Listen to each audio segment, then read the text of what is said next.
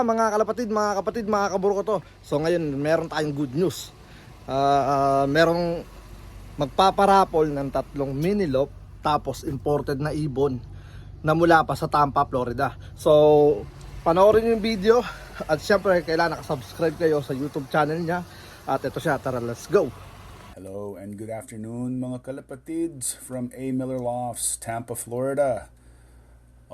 Meron tayong paraffle na mag-umpisa once meron enough entrants. Simple lang sumali and walang gastos sa inyo. Yung unang 3 drawings ay para sa mini loft and yung grand prize ay isang pares ng imported birds na galing dito sa US or yung mga inuwi na dyan sa Pilipinas. Para ito sa mga bata nag-uumpisa pa lang sa pag-alaga at pag-raise ng mga ibon nila, hindi para sa established na. Madali lang ang requirements. Number 1, photo ID with date of birth. Number 2, 16 years old and younger. Number 3, short video na katabi mo yung current loft mo and birds mo if meron. Number 4, address nyo sa Pinas.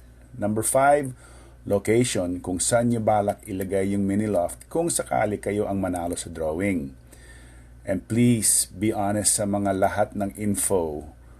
Walang gimikan or kalokohan. If meron mag-try na magbigay ng false info, disqualified agad.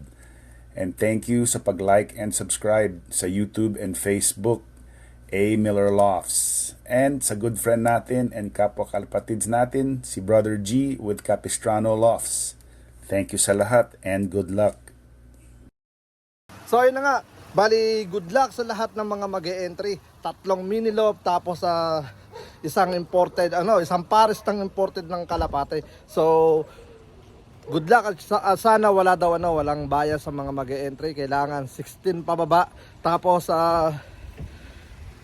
huwag niyo kalimutan i-subscribe ang kanyang YouTube channel, A. Miller Lofts.